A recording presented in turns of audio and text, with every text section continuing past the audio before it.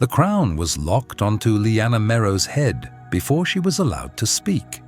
The ceremony unfolded around her as a spectacle of gold and sound, a state-forged performance of unity in which she was not a bride, but a sealed component. She stood beside the man who was now her husband, Emperor Halvrik, and felt the oppressive weight of the Sunstone Citadel pressed down upon her. It was not the jeweled crown itself, a heavy band of unfamiliar metal cold against her brow, but the architecture of the moment. The throne room was vast and cavernous, its ceiling lost in shadow, its walls lined with gilded reliefs depicting the conquests of Halvrik's ancestors. Pillars like the bones of titans held the impossible weight of the dome, and between them stood the nobility of the Athelian Empire. A forest of silk and steel, their faces turned upward in a uniform expression of reverence. None of them were looking at her. They were looking at what now belonged to the throne. She was the focus of 10,000 eyes, yet she had never felt more invisible. They did not see Lyanna Merrow of the modest western house of Eredor. They saw a political necessity, a temporary balm on a festering wound between the crown and the resentful western provinces. They saw a name appended to a treaty, a body to occupy the space reserved for an empress. Halvrik, beside her, was the center of this universe. He was carved from the same certainty as the obsidian throne upon which he would soon sit. His profile was sharp, his posture an exercise in absolute stillness. He did not fidget. He did not glance. He simply existed, and the world arranged itself around him. The air itself seemed to bend to his will, the roar of the crowd rising and falling with the barest inclination of his head. He was not a man. He was an institution, a gravitational point around which everything, including her, was forced to orbit. The high priest's voice, a dry and ancient sound like stones grinding together, finally ceased. A profound silence descended, more absolute than the preceding noise. Halvrik turned, his movements economical and precise. He took her hand. His fingers were cool and dry, his grip firm but impersonal, the same grip one might use on a scepter or the hilt of a sword. He led her from the dais, and the court parted before them like water before a ship's prow.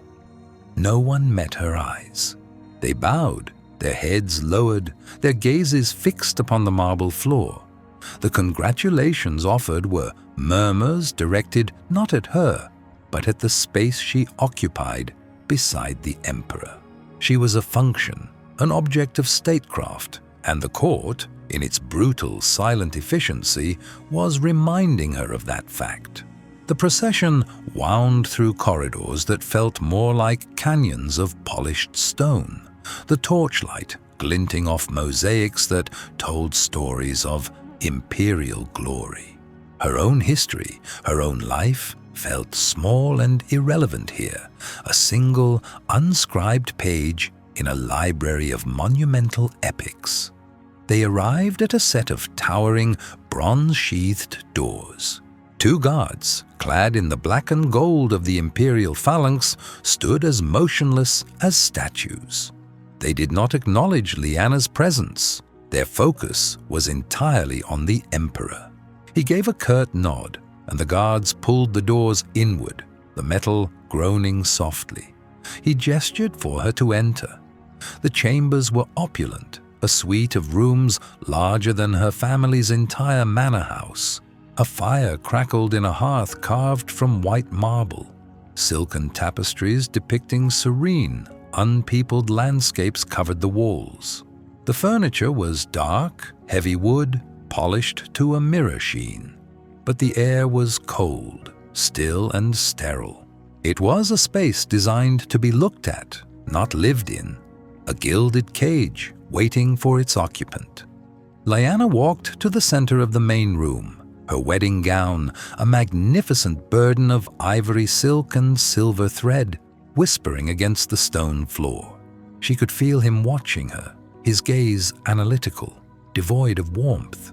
The doors closed behind them with a soft, final thud, sealing them in. The silence that followed was a different kind of pressure, thin and sharp. She did not turn. She waited. In her life, she had learned that power often declared itself first.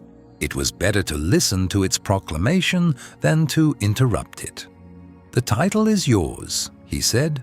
His voice, without the acoustics of the throne room to amplify it, was a low, controlled baritone. It was the voice of a man accustomed to being obeyed without having to raise it. "The rooms are yours. The privileges of your rank will be afforded to you. Nothing else is." Lyanna remained still, her hands clasped loosely in front of her. She had expected a variation of this, a formal, cold dismissal, a statement of duties. This was something else. This was a paring away. She heard the soft scuff of his boots on the stone as he moved. He did not approach her, but circled like a predator assessing an unfamiliar creature in its territory. He stopped near the hearth, the firelight catching the sharp planes of his face, casting his eyes in shadow. "You are a seal on a treaty, Lady Merrow," he continued, his tone unchanged. He had already ceased to use her new title, a symbol of concord with the Western houses. "That is your function. You will perform it by being present and by being silent. You will attend functions when required. You will not speak unless spoken to. You will not form attachments. You will not seek influence. You are an emblem, and emblems do not have ambitions." Each sentence was a perfectly honed blade, meant to cut away any hope or illusion she might have harbored. She felt the sting of them, but she had armored her heart for this long before she ever set foot in the capital. She was a student of consequences, and she had calculated the cost of this marriage down to the last shard of her pride. He let the silence stretch, allowing the weight of his decree to settle. He expected a response. Tears, perhaps, or a frightened, stammered assent. He expected the daughter of a minor house to crumble before the absolute authority of the emperor. When she said nothing, a flicker of something, impatience, perhaps, crossed his face. He moved to stand directly behind her, so close she could feel the faintest warmth from his body, a stark contrast to the chill of the room. His proximity was a threat, a deliberate invasion of her space. "This arrangement," he said, his voice now a low murmur near her ear, "is a matter of political expediency. It has stabilized the West and consolidated my authority, but stability is a fluid state. Alliances shift, needs change, treaties are revised, symbols are replaced." He paused, letting the implication land with the force of a physical blow. Then came the final, defining strike. "You are here only temporarily." The words hung in the air, stripped of all ceremony, all pretense. It was the truth of her situation, laid bare. She was a placeholder, a temporary fix, a thing to be used and, when her utility had expired, discarded. A tremor went through her, a brief, involuntary shudder she could not suppress. But it was not fear. It was a surge of cold, clarifying anger. All her life, she had been taught to bend, to accommodate, to make herself small and unobtrusive. She had accepted this marriage on those terms, understanding her role as a pawn. But a pawn was still a piece in the game. It was not meant to be swept from the board at the whim of the player. She took a slow, deliberate breath, the heavily embroidered fabric of her bodice constricting her lungs. The stillness that had been her shield now became her weapon. she did not turn to face him. To turn would be to engage on his terms, to accept the intimacy of this confrontation. Instead, she kept her eyes fixed on a tapestry across the room, a placid river flowing through an empty, sunlit valley. A long moment passed. The only sound was the crackle of the fire. He had delivered his verdict and was waiting for her submission. "Temporarily, Your Majesty?" she asked. Her voice was quiet, preternaturally calm. It was not the voice of a frightened girl, but of a scholar posing a point of logic. She finally turned, but only her head. She looked at him over her shoulder, her expression unreadable. Her gaze was direct, holding his. It was the first time she had truly looked at him, not as an emperor, but as a man who had just declared her entire existence conditional. "The vows," she said, her voice even. "The sacred vows we spoke before the sunstone and all the assembled gods and men were for life. Does the emperor's word, when spoken in public writ, hold a different duration than Halvric's when spoken in private?" It was not a plea.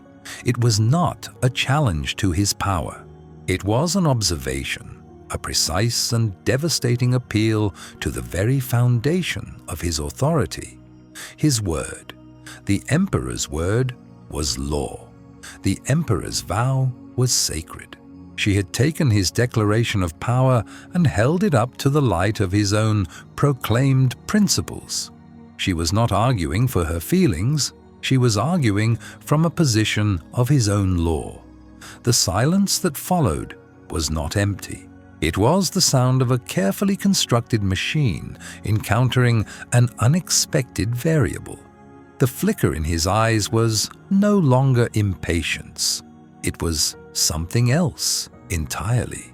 It was the cool, detached curiosity of a master strategist who has just seen an opponent make a move he did not anticipate. He had expected a pawn. He had not expected it to question the rules of the board.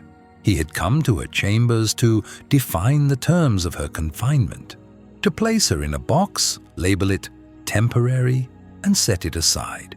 But her quiet, unyielding question had just altered the dimensions of that box. He had told her she was a symbol, an emblem. He had not considered that symbols, especially those consecrated with the full power of the state, could develop a power all their own. He studied her for a long moment, his head tilted slightly. "The law is what I say it is, Lady Merrow," he said, his voice a flat, cold sheet of steel. "And your presence here is at my discretion. Do not forget that." He turned without another word and strode from the room. The doors closed behind him, the sound echoing in the sudden, profound emptiness. Lyanna stood alone in the center of her gilded prison, the title of Empress a crown of thorns, her future a blank page. He had intended to break her. Instead, he had given her the first stone for a foundation, his word, his law, and she would hold him to it, even if it cost her everything. The temporary empress had just found her permanent purpose. The days that followed were a lesson in structured non-existence. Lyanna was a ghost in the machine of the court. She resided at its very heart, yet she was utterly peripheral. Her ladies-in-waiting, chosen for her by the Lord Chamberlain, were polite, distant women from loyalist families. They were her companions, but also her wardens, their conversation a constant, gentle hum of inconsequence. The weather, the latest fashions from the capital, the merits of various types of tea. They spoke of everything and nothing, their words a silken wall that kept the world at bay. Her life was a meticulously scheduled sequence of empty rituals. She would break her fast alone in her chambers. She would walk in a designated section of the Imperial gardens, her ladies trailing at a precise distance. She would take her midday meal again alone. In the afternoons, she would read from the selection of books provided to her, histories of the empire, all of them flattering to Halvric's lineage, poetry, classical and emotionally sterile, treatises on horticulture. There were no maps, no ledgers, no documents of state. Her world was curated to be beautiful, placid, and utterly devoid of meaning. The emperor was a phantom. She saw him only at formal dinners, seated at the far end of a table so long it felt like a geographic distance. He would incline his head in a public gesture of acknowledgement, a performance for the benefit of the court. His eyes would pass over her, cool and unreadable, before moving on. They never spoke. The ideological battleground of their wedding night had been abandoned, replaced by a strategic, suffocating silence. He was asserting his dominance not with words, but with absence. He was demonstrating that he could and would rule as if she did not exist. Lyanna did not fight it. She observed. She learned the rhythms of the Sunstone Citadel. She learned to read the subtle shifts in the court's atmosphere, not from conversation, but from the way servants hurried through the halls, the hushed tones of guards at the change of their watch, the sudden, unannounced meetings of the emperors. Small council. She was isolated, but she had eyes and ears. She learned that silence, too, could be a source of information. She learned the architecture of power. The Lord Chamberlain, a man named Cassian, controlled the flow of people and paper. His offices were near the emperors, a choke point through which all influence had to pass. The Grand Marshal, Lord Vorlag, a bull of a man with a booming voice and a network of loyal soldiers, controlled the physical security of the citadel. And then there was Lord Valerius, the Chancellor of the Imperial Chancery, a man as thin and sharp as a shard of glass. His power was in the law, in the labyrinthine bureaucracy that was the empire's skeleton. He was older, had served Halvric's father, and it was whispered that he saw the new emperor as an impetuous boy who needed his guidance. These three men were the pillars of Halvric's rule, and they orbited him in a tense, precarious balance. Lyanna knew she was nothing to them, an irrelevance, and in that she found a strange sort of freedom. Because she was irrelevant, she was not watched with the same intensity as a true player. Her quiet compliance was mistaken for weakness, her observance for meekness. They had accepted the emperor's assessment of her. She was temporary. The first crack in her gilded isolation appeared not as a grand event, but as a subtle change in the citadel's hum.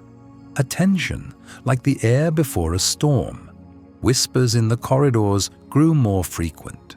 The faces of the council members, when she saw them at a distance, were tight with strain.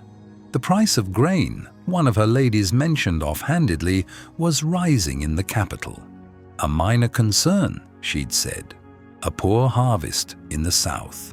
But Lyanna, daughter of the West, knew the empire's true breadbasket was the north.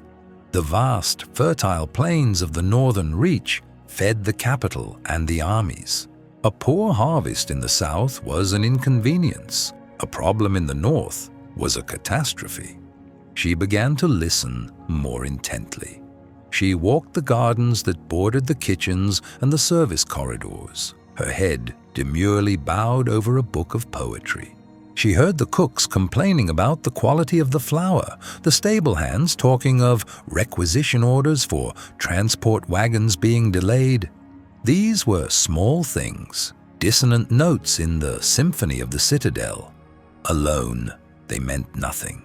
Together, they suggested a problem far greater than a poor southern harvest. The external pressure on Halvric was escalating. She could feel it, a palpable force in the palace. One evening, at a formal banquet, she witnessed a moment of public friction. Lord Valerius, the Chancellor, was speaking to the Emperor, his voice low but carrying in a lull in the conversation. "A firmer hand is required, Your Majesty. The northern governors are proving recalcitrant. They claim the grain shipments are being lost, but their reports are incomplete. It smells of incompetence, or worse, sedition." Halvric's face was a mask of cold control. "The reports are being analyzed, my Lord Chancellor. I will not be pushed into rash military action based on rumor." "It is not rumor, Majesty," Valerius countered, his tone just sharp enough to be a rebuke. "It is a breakdown in the supply chain. The capital's reserves are lower than they have been in a generation. The people are growing restless. Stability, as you so often remind us, requires a full belly." It was a perfectly crafted political attack, delivered in public. Valerius was framing the problem, defining the narrative. He was blaming the northern governors, his longtime political rivals, and subtly implying that Halvric's inaction was endangering the empire. He was creating a crisis that only his proposed solution, a military crackdown in the north, could solve. Lyanna watched, her hands perfectly still in her lap. She saw the trap Valerius was setting. If Halvric sent in the army, he would alienate the powerful northern houses, destabilizing a region that had always been loyal. If he did nothing and the food shortages worsened, the unrest in the capital would be laid at his feet. His authority would be eroded either way. Halvric saw the trap too. The muscle in his jaw tightened almost imperceptibly. He needed information. He needed the truth of what was happening in the north, and he needed it from a source that was not compromised by the political factions of his own council. His gaze, for a brief, fleeting second, swept across the hall. It passed over Lord Vorlag, the loyal but unsubtle marshal. It passed over Cassian, the meticulous but cautious chamberlain. And then, for a fraction of a second longer than was customary, it rested on her. The moment was so brief, no one else would have noticed. But Lyanna did. In that fleeting glance, she saw not the Emperor assessing a symbol, but a strategist searching for an unconventional piece on the board. A piece that had no alliances. A piece that was seen as irrelevant. A piece that no one would ever suspect him of using. Later that night, long after the court had retired, there was a knock on her door. Not the gentle tap of her ladies, but a firm, authoritative rap. Her heart, which had been a steady, quiet drum all evening, began to beat faster. She opened it herself. It was not the Emperor. It was his personal guard, Captain Valerius's younger, less influential cousin, a man named Yorick. He stood stiffly in the corridor. "The Emperor requires your presence," he said, his voice clipped. "In the map room." The map room was the strategic heart of the Sunstone Citadel, a place no woman, let alone an empress with no official duties, was ever permitted to enter. This was a breach of every protocol. This was the mechanism of forced proximity she had wondered if she would ever encounter. She followed the guard through silent, torch-lit corridors, her simple night robe a stark contrast to the opulence around her. They arrived at a heavy iron-banded door. The guard opened it and stood aside. Lyanna stepped inside. The room was circular, the walls covered from floor to ceiling with a single massive map of the Athelian Empire, rendered in painstaking detail. In the center of the room, on a large, circular table, was a more detailed map of the northern reach, littered with small, carved wooden markers. Halvric stood before it, his back to her. He was not in his imperial robes, but in a simple, dark tunic and trousers. He looked less like an emperor and more like a general on the eve of a battle. The air in the room was thick with tension. "You wish to see me, Your Majesty?" Lyanna said, her voice quiet in the vast, silent space. He turned slowly. His face was grim, the mask of imperial control stripped away by the solitude and the late hour. Here in his sanctum, the pressure he was under was visible. "Lord Valerius believes the northern governors are hoarding grain, possibly to incite rebellion," he said, his voice flat. "Lord Vorlag believes it is simple banditry and urges me to send 3 legions to secure the trade routes. My Lord Chamberlain believes it is a logistical failure, a matter of broken wagons and flooded roads." He gestured to the map. 3 different men, 3 different answers. Each answer conveniently serves their own interests and weakens their rivals. He looked at her, his eyes narrowed, searching. "You are from the West. Your family has no ties to the North. You have no allies on my council. You have no friends at court. You are, for all political purposes, a neutral entity." He was articulating her isolation not as a weakness, but as a qualification. He was confirming what she had seen in his eyes at the banquet. "I have a problem, Lady Merrow," he said, the use of her family name a deliberate reminder of her origins, of her outsider status. "There are reports, manifests, and ledgers coming from the north.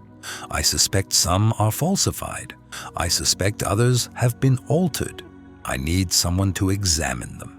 Someone with a sharp mind, who understands numbers and logistics, but who has no stake in the outcome." He paused. "Your father was a merchant before he was a lord. You managed his accounts for 5 years. I did not choose you as a bride by accident." The revelation was a quiet shock. He had known about her. He had investigated her past, her skills. His choice had not been as random as she had believed. He had chosen a pawn with a specific, hidden utility. "You will be given access to the northern ledgers," he said, his voice hardening as he laid out the terms. "All of them. You will work here at night. No one will know you are doing this. You will report only to me. You will speak of this to no one, not your ladies, not your guards, no one. Your authority in this matter is borrowed directly from me, and I can and will revoke it at a moment's notice. If you are discovered, I will deny it. You will be on your own." He was offering her a task, but it was also a test and a threat. He was giving her a glimpse of real, meaningful work, of proximity to power. But he was making it clear that it was conditional, dangerous, and deniable. These were the explicit rules of their new engagement. He watched her, waiting for her answer. He expected her to be grateful, or perhaps afraid. He expected her to understand that he was offering her a chance to make herself useful, to extend her temporary stay. Lyanna looked from his hard, expectant face to the vast map on the wall. She saw the network of roads, the names of towns and cities, the winding blue lines of rivers. It was not an abstract political problem to her. It was a land of people, people who were growing hungry, while the great men in the capital played their games of power. This was not just about serving the emperor. It was about the truth. It was about the lives of thousands. Her own precarious position seemed suddenly, sharply insignificant. "I understand the terms, Your Majesty," she said, her voice steady. She did not thank him. She did not show fear. She simply accepted the task and the danger that came with it. The emperor left her with the silence and the monumental weight of his command. The ledgers sat upon the polished rosewood table in her private solar, their worn leather bindings a stark, utilitarian intrusion upon the room's curated opulence. They were objects of work, of substance, in a space designed for aesthetic emptiness. They felt, to Lyanna, like the first real things she had touched since arriving at the Sunstone Citadel. Her life had become a meticulously scheduled sequence of empty rituals. She woke not to the sun, but to the soft, deferential intrusion of ladies-in-waiting, their faces masks of pleasant neutrality. They dressed her in silks and velvets so heavy they felt like armor, styled her hair into elaborate configurations that felt less like adornment and more like a cage for her head. They escorted her to meals in silent cavernous halls where the food was exquisite, plentiful, and utterly tasteless on her tongue. It was sustenance as performance. Throughout these pageantries, she was an object appended to the emperor's side, a symbol of a concord she had no part in forging. No one met her eyes. They bowed, their heads lowered, their gazes fixed upon the marble floor. The congratulations offered were murmurs directed not at her, but at the space she occupied beside the emperor. She was a ghost in gilded clothes, her presence acknowledged only by its proximity to power. Her stillness, once a source of quiet strength in her homeland, was here mistaken for docility. Her silence was interpreted as an absence of thought. She allowed the miscalculation. It was a useful shield. But now, in the clandestine hours after the court had retired, she was no longer a symbol. She was an analyst. She ran a hand over the cover of the first ledger. The leather was scuffed, the corners softened from use. It smelled of dust and ink and the faint, dry scent of the northern reaches' hardy paper birch. This was a history of survival, written in numbers. Halvrik had not asked for her opinion, her counsel, or her comfort. He had asked for her competence. It was the first time since her arrival that anyone had addressed the woman she actually was, rather than the title she temporarily held. The thought did not bring her warmth. It brought a cold, clarifying focus. He saw her as a tool. But a tool has purpose. A tool can act. For 2 days, she did nothing but absorb the rhythm of the ledgers. She did not search for conspiracy. She searched for patterns. Her father, a man who governed a coastal province where the tide's caprice could mean the difference between prosperity and ruin, had taught her that disaster rarely arrives like a thunderclap. It is a slow tide, rising incrementally, its progress obvious only to those who meticulously mark the waterline. Lyanna became a student of that waterline. She ignored the frantic official reports of banditry and crop failure appended to the recent entries. That was the noise. She sought the signal.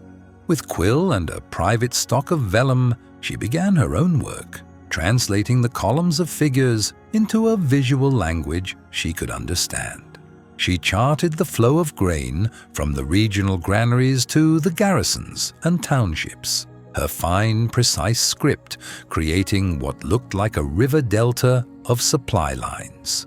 Each entry was a tributary, each shipment a pulse of water. She was mapping the empire's circulatory system. Her days remained unchanged. She walked the silent, manicured gardens, her attendants trailing at a respectful distance. She sat through a formal reception for a trade delegation from the south, her face a mask of serene interest, while her mind was miles away, calculating spoilage rates against transport times. During a particularly ponderous speech by Lord Valerius on the unimpeachable loyalty of the northern houses, Lyanna had to physically restrain herself from looking at him too closely. His arguments were ornate, his reassurances absolute. He spoke of the North as if it were a flawless edifice of imperial devotion, yet his was the faction arguing for military intervention, for punishing the very people he praised. The contradiction was a discordant note in a carefully composed symphony. On the third night, she found it. It was not a thunderclap. It was a subtle, insidious anomaly, buried in the records of a single outpost, Fort Vorlag, which guarded the crucial Argent Pass. The official communiques attached to its ledgers screamed of crisis. Caravan ambushed by brigands, 3 wagons lost. A second, more brazen attack, supplies burned.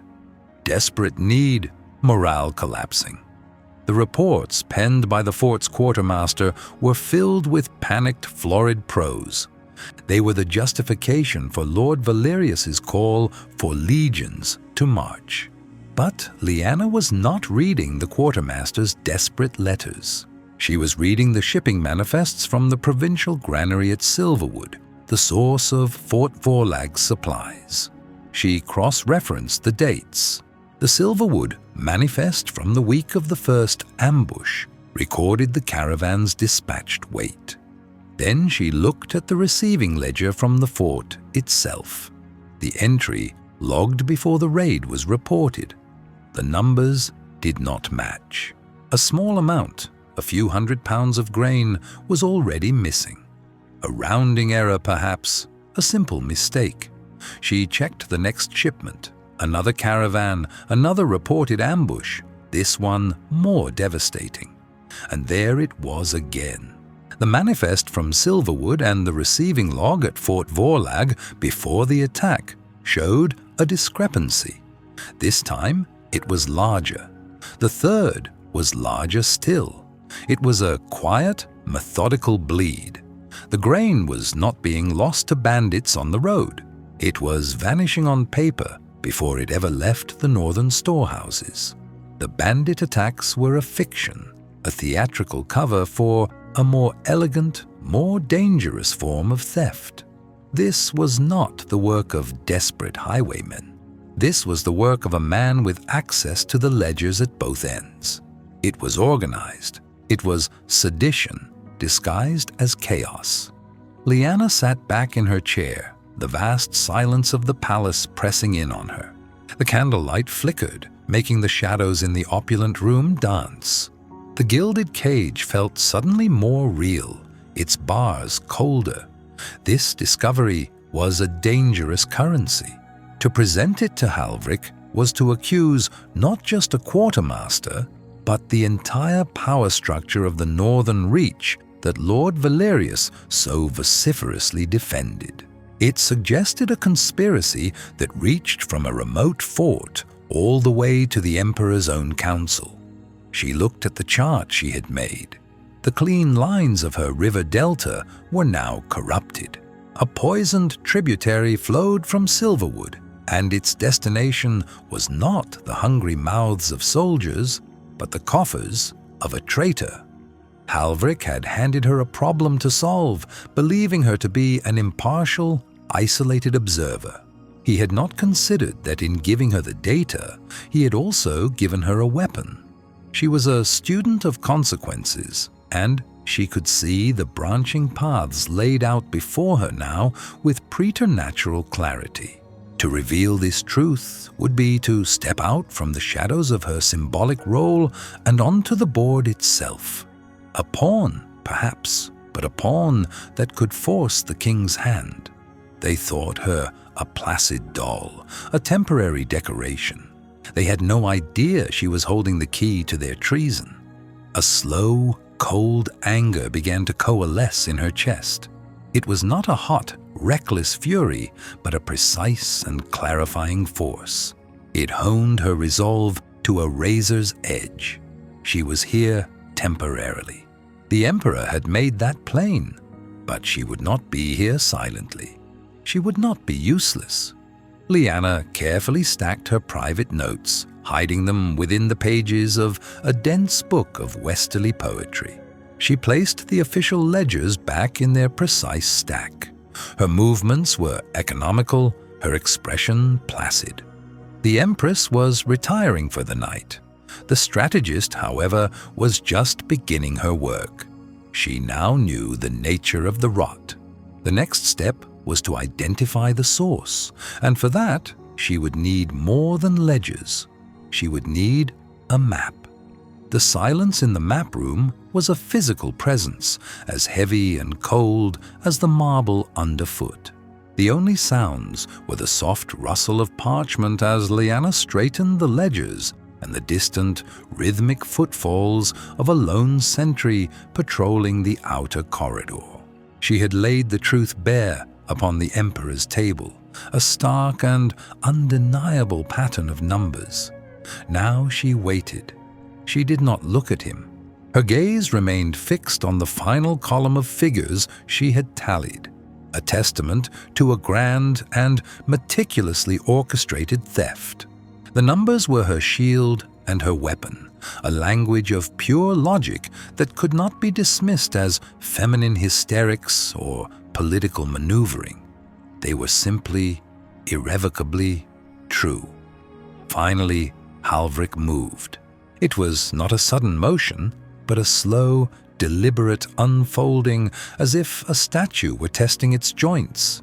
He stepped away from the table, his back to her, and walked toward the immense map that dominated the far wall. The map was a masterpiece of cartography and empire, its rivers inked in silver, its mountain ranges raised in textured relief, its cities marked by chips of obsidian and jade. It was a portrait of his domain, his power made manifest. Lyanna watched his silhouette against the sprawling continent.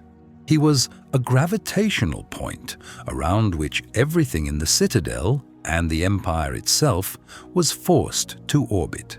His stillness was absolute as his eyes traced the trade routes from the northern provinces, the arteries that were supposed to carry the lifeblood of the harvest south to the capital.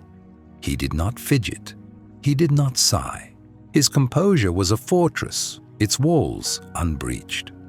"The bandit attacks," he said, his voice a controlled baritone that seemed to absorb the room's echoes. "They are real.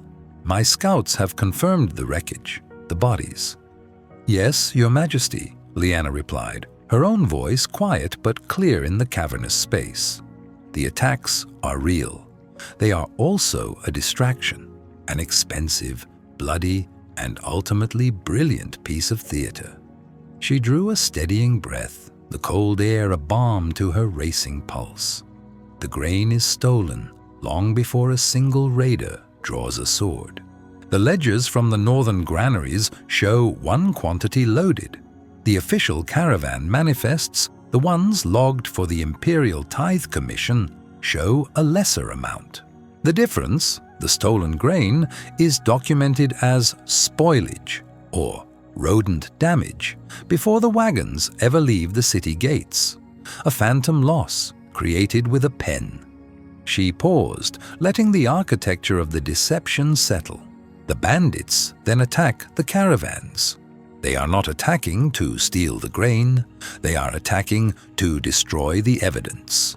They burn the wagons and the falsified manifests, and they slaughter the drivers who might bear witness. The few reports of recovered grain are just enough to lend the narrative credence. The story of northern sedition writes itself upon the ashes. Halvrik remained facing the map. He placed a single, gauntleted finger on the obsidian chip that marked the capital, Viridia. Then his finger traced a slow, deliberate path north to the domain of Lord Valerius's staunchest ally, the Lord Governor of the Northern Marches. Lyanna could feel the immense pressure of his thoughts, a silent storm gathering behind the mask of imperial calm. The flicker she had seen in his eyes before was gone. In its place was something far more dangerous: certainty. "The method is uniform," he stated. It was not a question. "Perfectly so," she confirmed, across 5 different northern prefectures.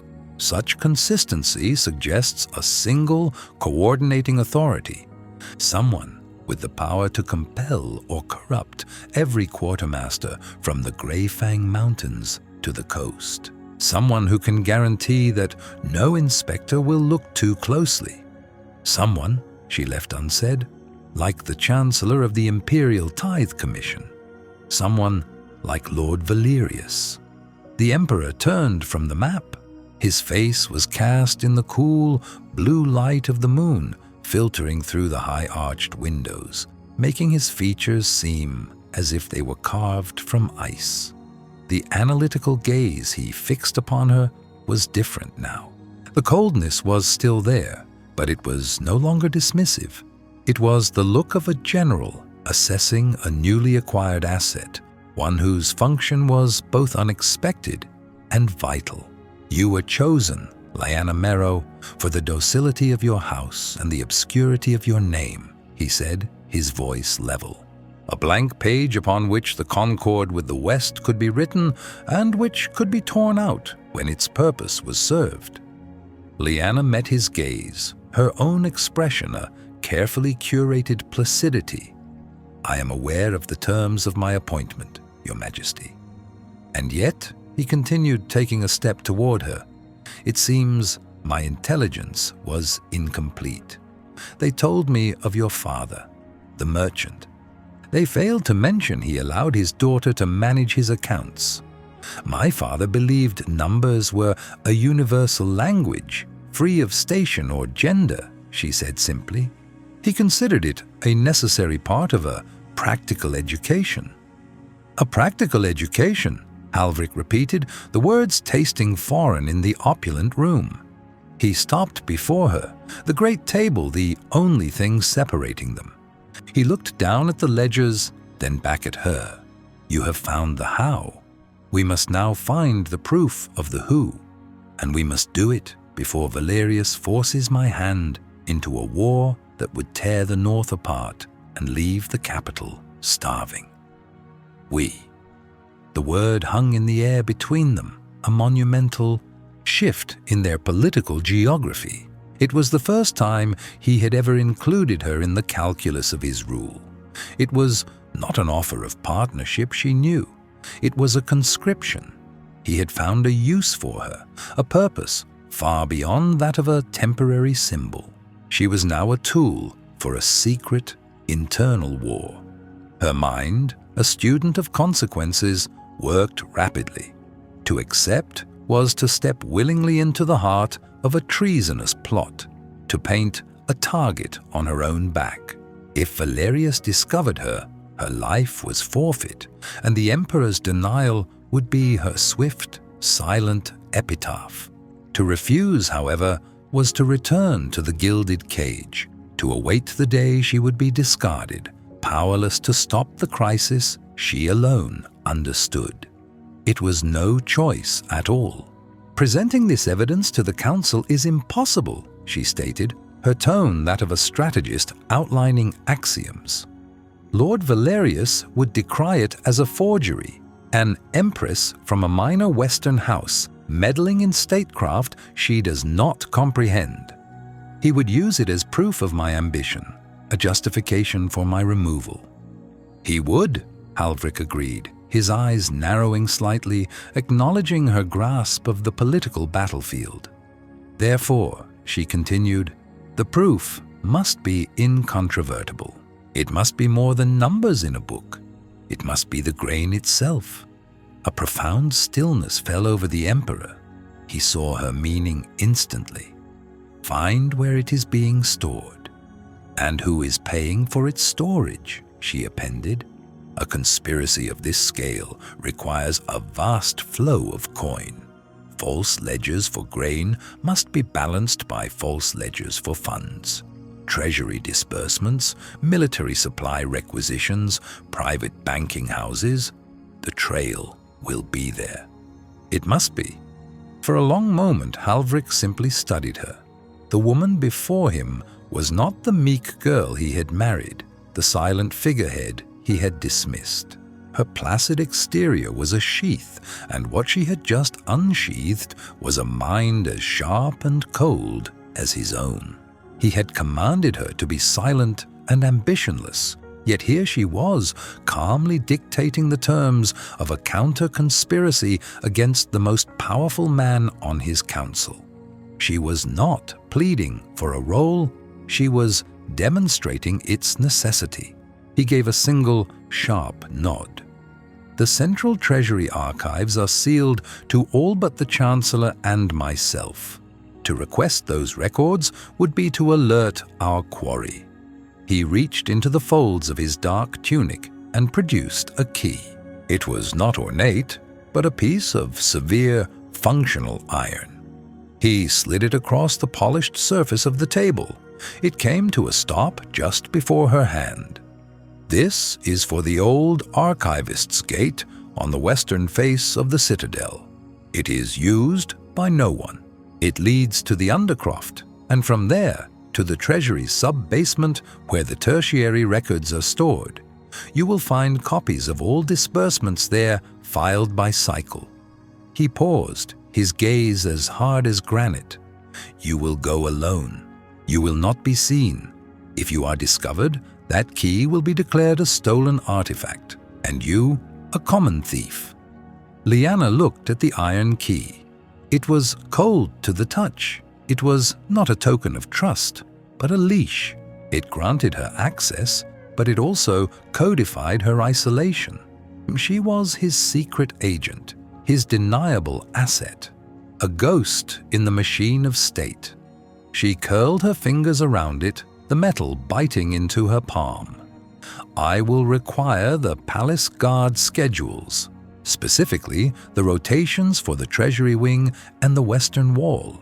It was a demand spoken with the quiet authority of an equal. It was a test. Halvrick's expression did not change, but she saw it, the barest flicker of something that might have been respect, or perhaps it was merely the recognition of a fellow pragmatist. They will be delivered to your chambers, he said, hidden within a volume of tedious Western poetry. He turned to leave, his dark cloak swirling around him. At the door, he stopped, his hand on the great iron handle, but he did not look back. The arrangement remains the same, Lyanna, he said, his voice resonating in the silent room. You are here temporarily. The door closed with a heavy final thud, leaving her alone in the heart of power. The moonlight illuminated the dust motes dancing in the air, each one a tiny, suspended secret.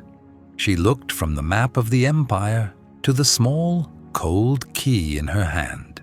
He had meant the words as a reminder of her precarious position, a threat. But as she stood there, the ledgers before her and the key in her grasp, she heard them differently. Her tenure as a decorative empress, a silent symbol, was indeed temporary. That part of her life was already over. Something new and infinitely more dangerous had just begun. The key was a cold, dense weight in her palm. It was not like the ornate, gilded keys to her own chambers, which were designed to be seen. This was a thing of function, a thick shaft of black iron, its teeth a complex and unforgiving geometry, its head a simple, unadorned ring. It was a tool, not an ornament, a key meant to open something that was never intended for display. It felt less like a privilege and more like a weapon she did not yet know how to wield. After he had gone, leaving her in the monumental silence of the map room, she had stood for a long time, the key clutched in her hand. The Emperor's final command had not been a request. Find the proof. It was a proclamation of fact, an assumption of her success that was as heavy as any crown. He had not offered her guards or guidance, only access. The risk was entirely her own, a silent addendum to their pact. If she were discovered, he would be an ocean away, his denial a fortress she could never breach. She was a deniable asset, a temporary solution. She spent the next day in the stultifying routine of an empress, a placid doll of statecraft. She sat for a portrait, her face a mask of serene neutrality. She received a delegation of weavers, her nods and murmurs perfectly curated. All the while, her mind was a whirlwind of logistics. The Treasury archives were not a public library. They were the financial heart of the empire, a labyrinth of paper and ink guarded as jealously as the vaults themselves. To be seen there would be an unpardonable transgression, an act of espionage against the crown she wore. She waited until the second night. The citadel operated on a rhythm as predictable as a clock. The evening meal, the slow dispersal of the court, the changing of the guard at the 10th bell. It was in the deep well of silence between the midnight and the first morning bell that the palace truly slept, its arteries of power momentarily still. Dressed in a simple, dark gown, stripped of all imperial insignia, Lyanna moved through the service corridors. Here, the gilded opulence of the main halls gave way to bare, utilitarian stone. The air was cool and smelled of damp rock and lye soap. She was a ghost in the machine, her soft-soled slippers making no sound on the flagstones. The key felt colder now, a shard of ice against her skin. The entrance to the archives was an unremarkable iron-banded door in a forgotten corridor behind the Ministry of Tithes. No guards were posted directly outside. The security was the lock itself and the clerks who toiled within by day. She slid the iron key into the lock. It turned with a low, grinding groan, a sound that seemed to her preternaturally loud in the suffocating quiet. The sound of a tomb being opened.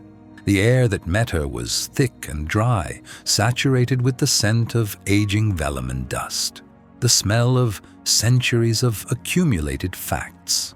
The chamber was cavernous, far larger than she had anticipated.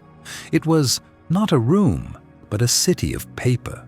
Endless rows of towering shelves, so high their tops were lost in shadow, formed narrow canyons of parchment and bound ledgers. It was a necropolis of numbers, a silent testament to every bushel of wheat taxed, every soldier's stipend paid, every brick and stone of the empire bought and accounted for. She lit a small, shielded lantern, its glow a feeble pinprick against the oppressive dark. She had a starting point, the northern grain shipments. The forgeries she had found were in the regional ledgers, but the payments, the outflows of imperial gold, would be recorded here in the central treasury accounts. Her father had taught her that a true conspiracy is not hidden in the spectacular, but buried in the mundane. It is a single dissonant note in a vast, tedious symphony of figures. Lord Valerius, or whoever was behind this, would not have been so foolish as to create a ledger titled treason. The theft would be disguised as a legitimate, if obscure, expense. Hours bled into one another.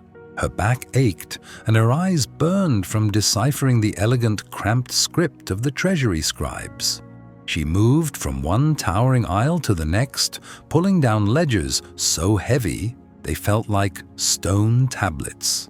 The scale of the empire's commerce was staggering, a monumental river of gold flowing in and out. It was designed to overwhelm, to hide specifics in a deluge of data. She cross-referenced the dates of the falsified grain shipments from the northern ledgers with the Treasury's disbursement records. She looked for payments to couriers, to shipwrights, to mercenary companies hired for convoy protection.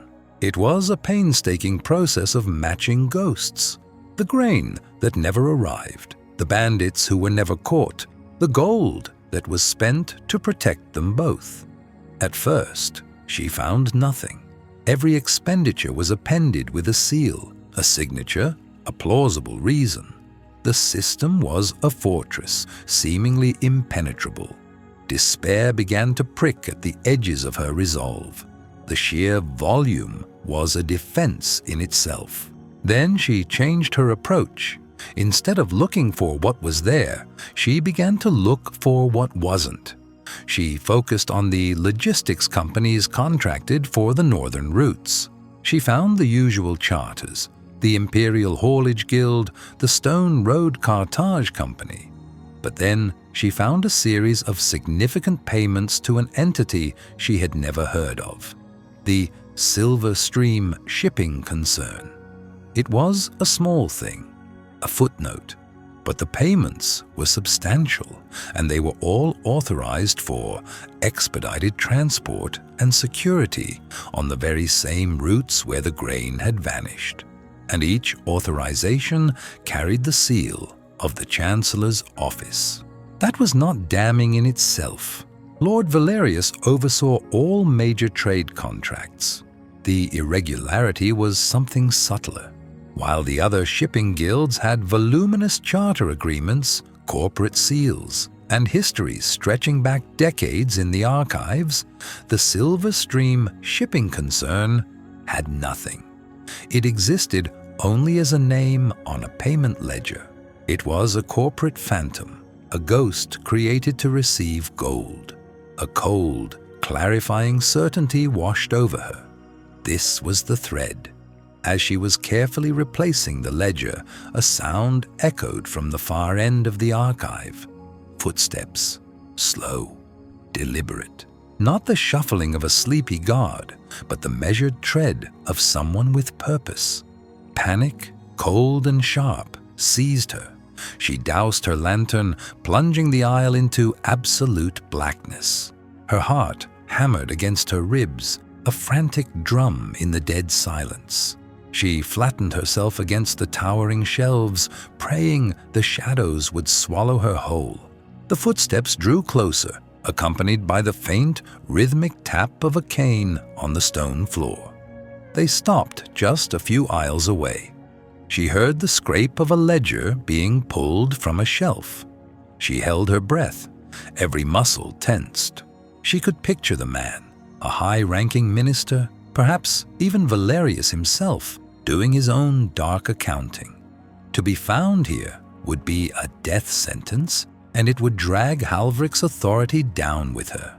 She was a weapon that, if discovered, would be turned against its wielder. An eternity passed in that silence. She listened to the faint rustle of pages being turned, the quiet sigh of the unseen reader. Then the ledger was pushed back into place, its thud echoing in the vast chamber. The footsteps resumed, now moving away, their rhythmic tap growing fainter and fainter until it was consumed once more by the profound silence. She did not move for a long time. The silence that returned was heavier than before, thick with the residue of her fear. When she finally dared to relight her lantern, her hand trembled. The encounter, as fleeting as it was, had consecrated the danger. This was no longer a battle of wits and numbers. It was a war fought in shadows, and she was on the front line. She returned to her chambers as the first hint of gray dawn touched the sky, the iron key now feeling impossibly heavy. The gilded cage of her rooms had never felt more like a sanctuary. It was her fortress, her base of operations from which she could wage a silent, invisible war. Later that day, a summons came, not to the map room, but to the Emperor's private solar, a stark, ascetic chamber furnished with little more than a desk, 2 chairs, and a single, unadorned window overlooking the citadel's inner courtyard. The air was sterile, the light unforgiving. Halvrik was standing by the window, his back to her. He did not turn as she entered. "Report," he said. His voice was flat, a command stripped of all ceremony. She did not waste words. "I found an irregularity," she began, her own voice as steady and measured as she could make it. "A series of substantial payments were made from the Treasury to an entity called the Silver Stream Shipping Concern. These payments correspond with the dates and routes of the missing grain shipments." He turned slowly, his eyes analytical, devoid of surprise or praise. "And this concern? It has no charter in the archives, no corporate seal, no official registration. It appears to exist only as a recipient for these funds," she stated. "The payment authorizations all bear the seal of the Chancellor's office." He was silent for a moment, his gaze fixed on her. He was not looking at her as a wife or even as a person, but as an instrument. He was assessing her utility, her precision. The flicker in his eyes was not warmth. It was the sharp glint of a strategist confirming the quality of a new weapon. "A shell company," he said. It was not a question. "A conduit for the funds, established to appear legitimate on the surface of the ledgers." He walked to his desk, his movements economical and precise. He looked down at the polished, empty surface as if it were a map of his embattled empire. "It is a thread," Halvrik continued, his voice a low baritone that filled the quiet room. "But it is not the rope. A name on a ledger is not proof of treason. It is merely an anomaly that Valerius would dismiss as a clerical error." Lyanna waited. She had brought him the fact. The strategy was his domain. He finally looked up, his gaze meeting hers directly. There was a new calculus in his expression, a shift in the foundation of their arrangement. She was no longer just an analyst. She had proven herself capable in the field. "A company without a charter cannot legally receive payment from the Imperial Treasury," he said, thinking aloud. "To circumvent that, it would need a sponsor, a patron on the Imperial Trade Council, to vouch for its legitimacy and waive the usual requirements." He was giving her the next step. He was sending her back into the labyrinth. "The Council's private minutes are not kept in the Treasury archives," he stated. "They are held by the Council clerk in the administrative wing." He did not need to articulate the command. The implication was absolute. He had given her the key to the Empire's finances. Now he was pointing her toward its political secrets. "Find out who sponsored the Silver Stream Shipping Concern," the Emperor said. The words were not a request for a favor. They were the next term of her employment. "Find who holds its charter in their hand." Silence was the first texture she encountered upon returning to her chambers. It was a different quality of silence than that of the Treasury archives, not the close, dusty quiet of forgotten things, but a vast, sterile quietude that clung to the gilded furniture and opulent tapestries.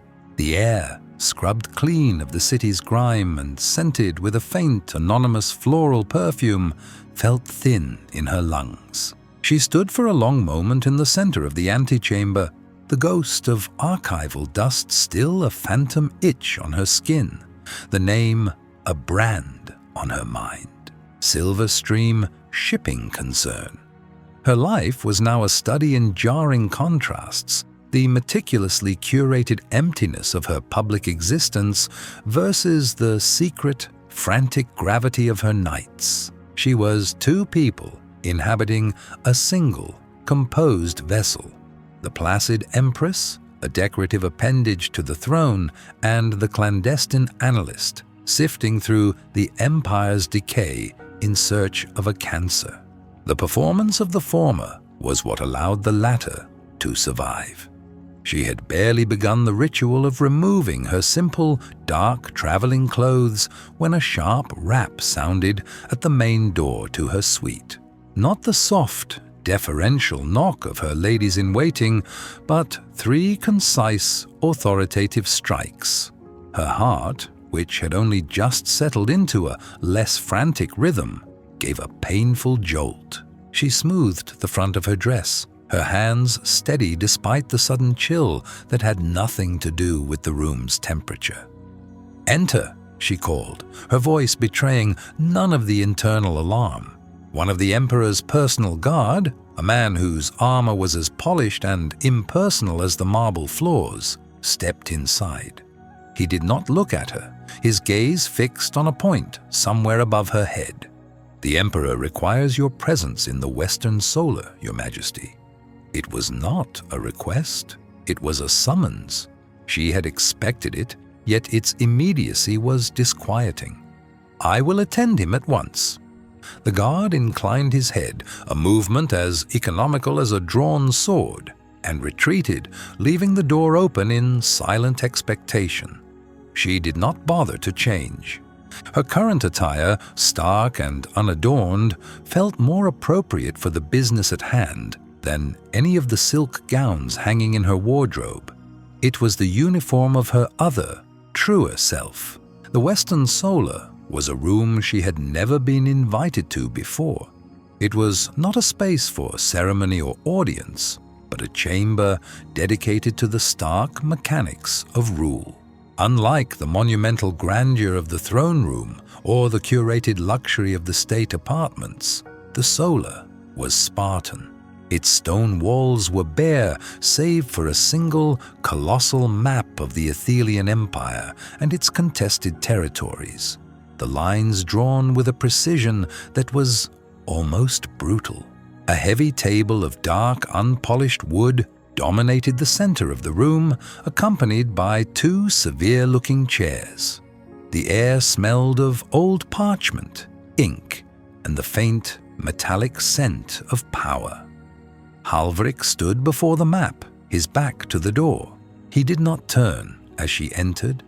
He was a figure of absolute stillness, his posture radiating an authority that needed no performance. The guard closed the door behind her, the sound of the latch clicking into place as final as a gavel's strike. She was alone with him. She waited. The silence stretched, thick and heavy. He did not fidget. He did not acknowledge her. It was a familiar tactic of his, the use of silence and stillness to unnerve, to assert dominance. In their first meeting, it had nearly worked. Now it was merely a variable to be accounted for.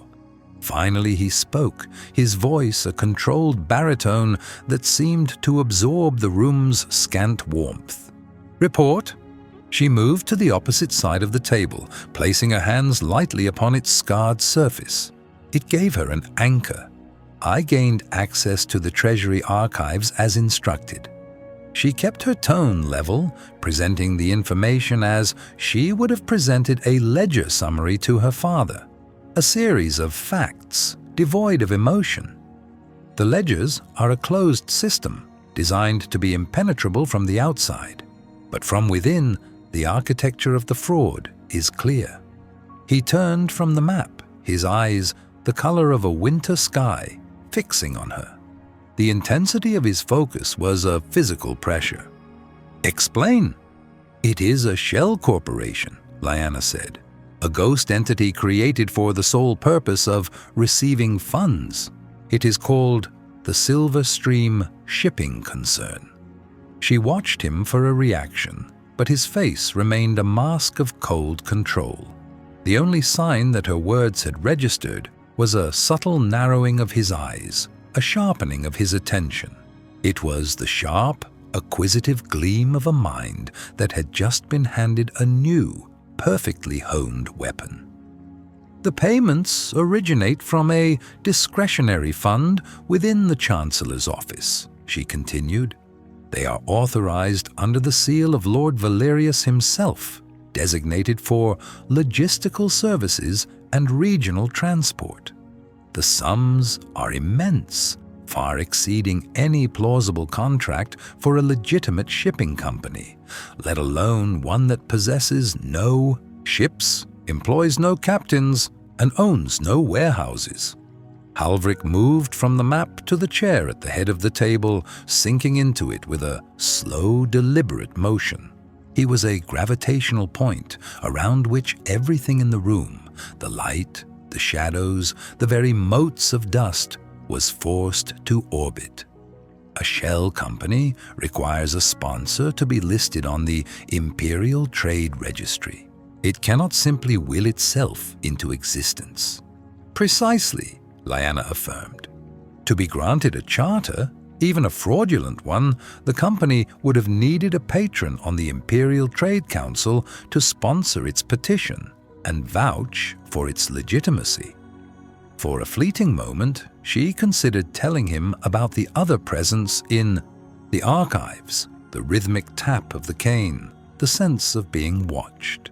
The information was a stone in her hand, heavy with unknown significance. To give it to him was to be a faithful servant, to share every detail. But it was also to relinquish a piece of the board only she could see. An unknown player was moving in the shadows, and knowledge of that player was an asset, her own. A cold, clarifying instinct born of a life spent calculating risk told her to hold it back. It was not yet a weapon. It was a shield. Finding that sponsor is the next logical step, she stated, her voice firm. It will be the definitive link between the Phantom Company and the conspiracy to create this famine. A name on the council is the proof you need to move against Valerius without appearing to be a tyrant settling a political score. Halvrik's gaze remained on her, analytical, devoid of warmth. He was not looking at an empress or even a woman. He was assessing a tool, gauging its efficacy and its limits. The records of the Trade Council are sealed. The identities of sponsors are known only to the Chancellor and the council members themselves. It is a system designed for secrecy, to protect members from outside influence.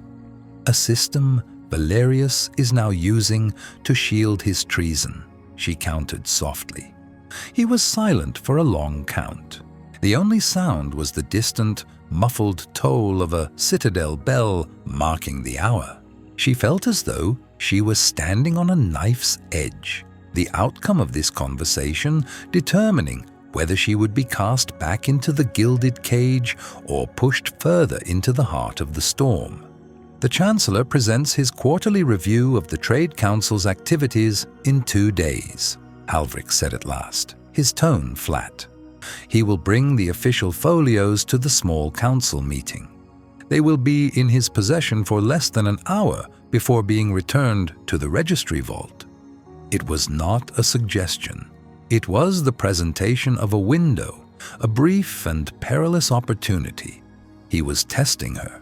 He was asking her, without asking, if she was capable of yet another, more audacious theft. Lyanna's chin lifted slightly. I suspect the Chancellor will be very preoccupied with his presentation. He enjoys the sound of his own voice. He will be focused on persuading the wavering council members to support his northern campaign. He may become careless. A flicker of something that was not quite a smile touched the corner of the Emperor's mouth. It was a stark, predatory expression, gone as quickly as it appeared. I will ensure he is thoroughly occupied. He rose and walked to a locked cabinet against the far wall. He produced a key, not ornate like the one to the treasury, but simple, black iron, and opened it. From within, he withdrew a thin folio bound in dark leather. He placed it on the table before her. The current roster of the Imperial Trade Council, he said. Their houses, their allegiances, their known debts, and their documented rivalries. Memorize it. When you secure the folio from Valerius, you will know what you are looking for. She reached out and took the folio. The leather was cool and smooth beneath her fingers. It felt heavier than its meager weight suggested, heavy with the secrets of powerful men. This was a new level of trust, a new depth of entanglement. He was not merely using her to analyze data, he was arming her. "You are here temporarily, Liana," he said, his voice dropping back into its familiar, chilling register, as if he sensed her thoughts and felt the need to reassert the terms of their arrangement. The use of her given name was a calculated intimacy designed to remind her of her subordinate personal status. "This task changes nothing. You are an instrument of state. Once Valerius is dealt with and the succession is secure, the instrument will no longer be needed." She met his gaze without flinching, the folio held firmly in her hand. The brittle pages within felt like a mirror to the unscribed page of her own future. He saw her as a tool to be discarded, but a tool, she thought, could also be a weapon. And a weapon, once wielded, develops a will of its own. "I understand my position perfectly, Your Majesty," she replied, her voice a calm sea over fathomless depths. She turned and walked from the room, the folio clutched to her chest like a prayer book. He did not watch her go. He had already turned back to his map, his attention fixed on the larger game. But Liana was no longer looking at the map of the Empire. She was beginning to draw her own. And she knew, with a certainty that was as cold and hard as the Emperor's gaze, that her survival depended not on his favor, but on her indispensability. The silence Halvrik left in his wake was monumental, a physical presence that pressed in on Liana from the frescoed ceiling to the polished floor of the map room.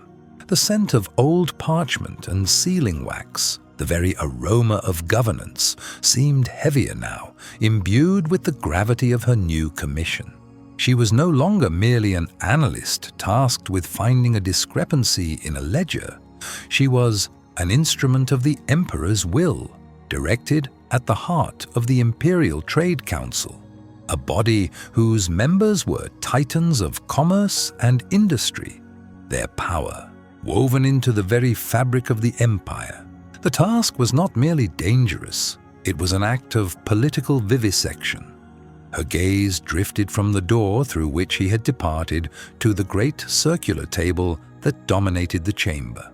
The map of the Empire, etched into its surface, was a diagram of Halvrik's power, its provinces and trade routes rendered in inlaid silver and gold.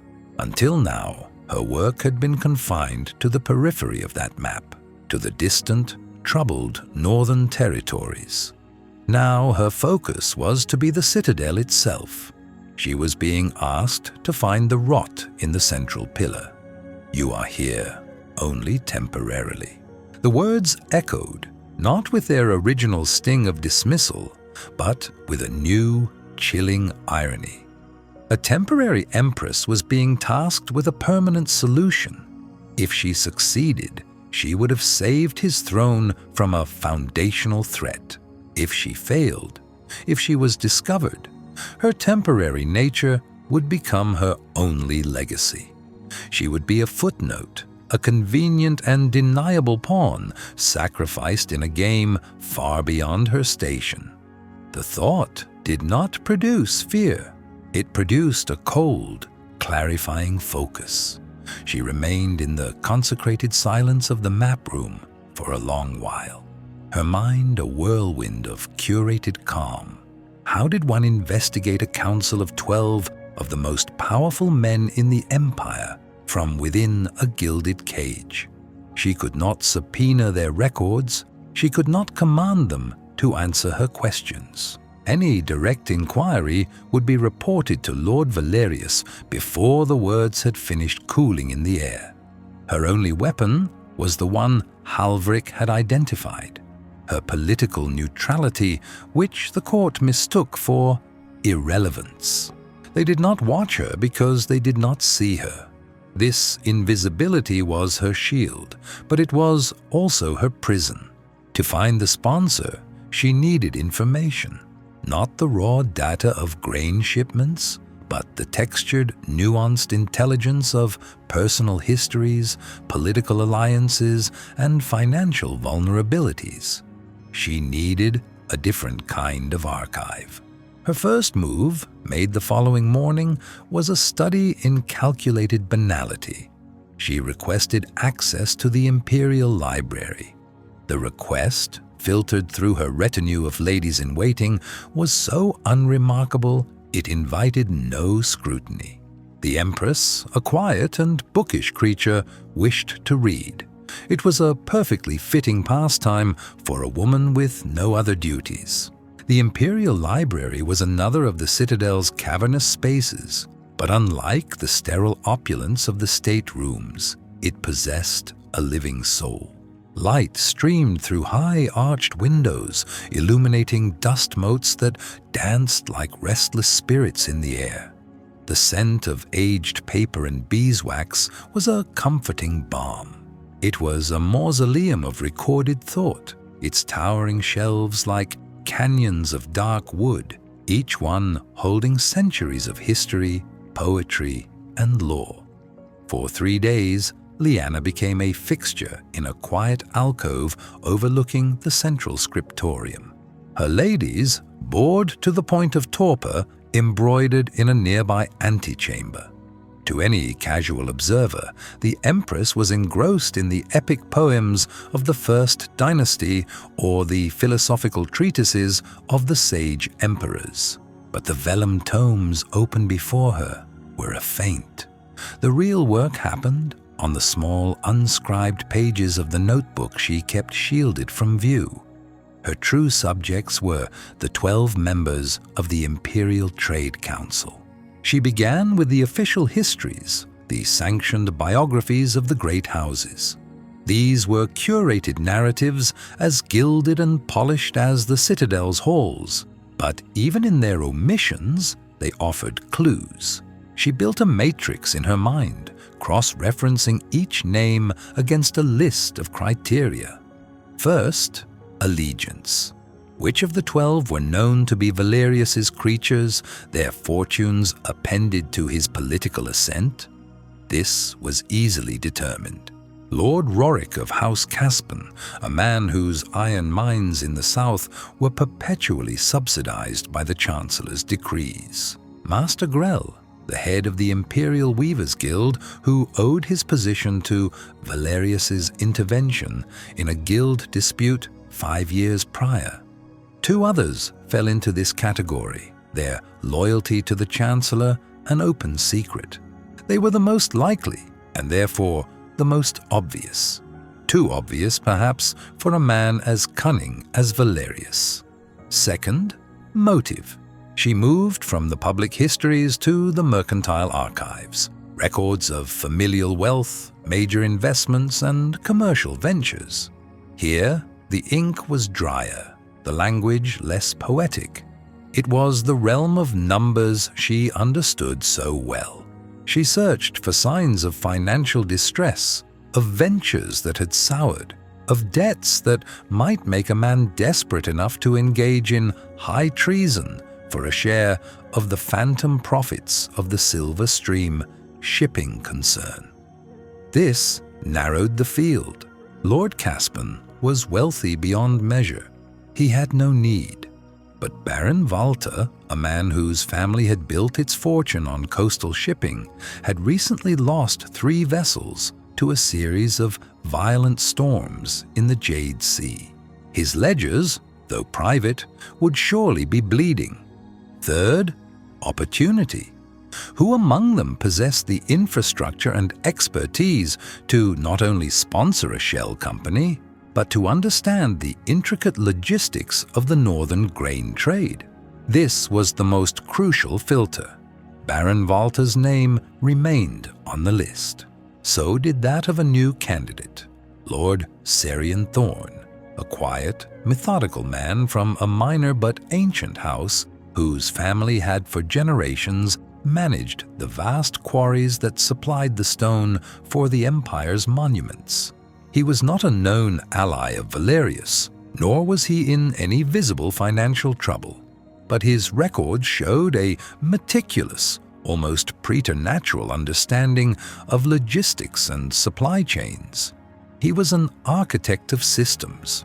He would know precisely how to make one disappear.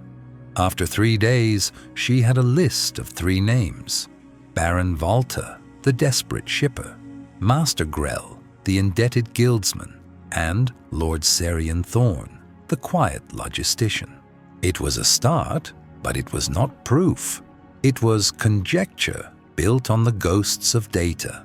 The sponsorship document itself, the single piece of paper that would turn suspicion into sedition, would be held in the council's private records, a fortress she could not breach.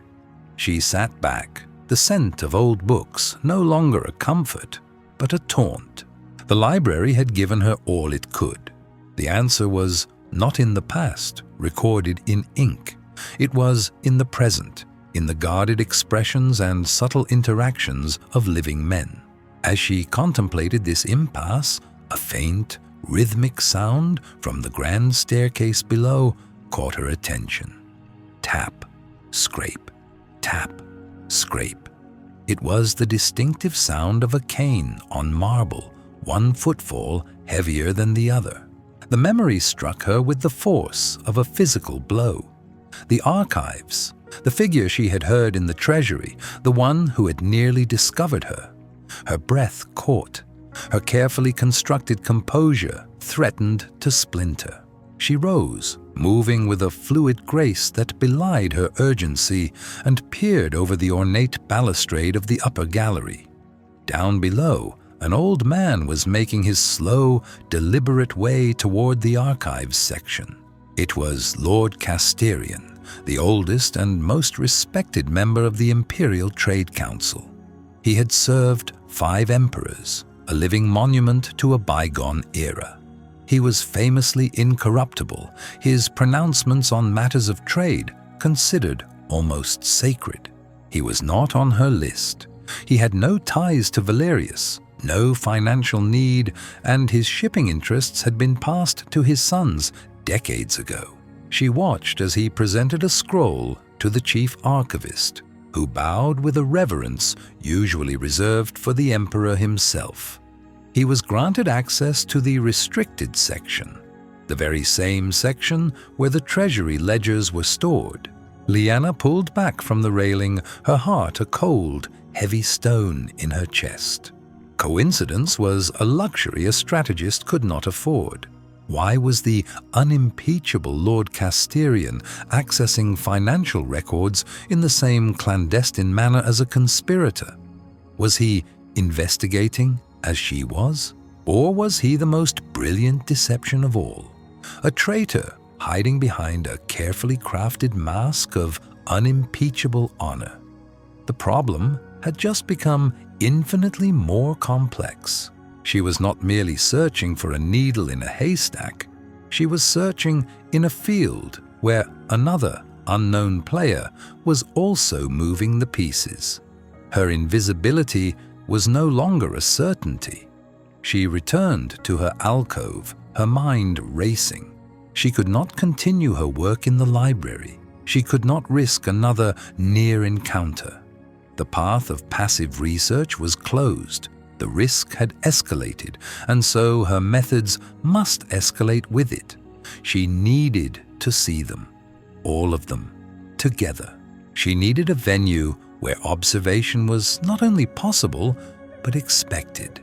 A place where the masks of power might slip, if only for an instant. A state dinner, a reception, an imperial audience. Her life was a meticulously scheduled sequence of empty rituals. For the first time, she saw a use for them. Lord Valerius, in his arrogance, would be there. Her 3 suspects would be there.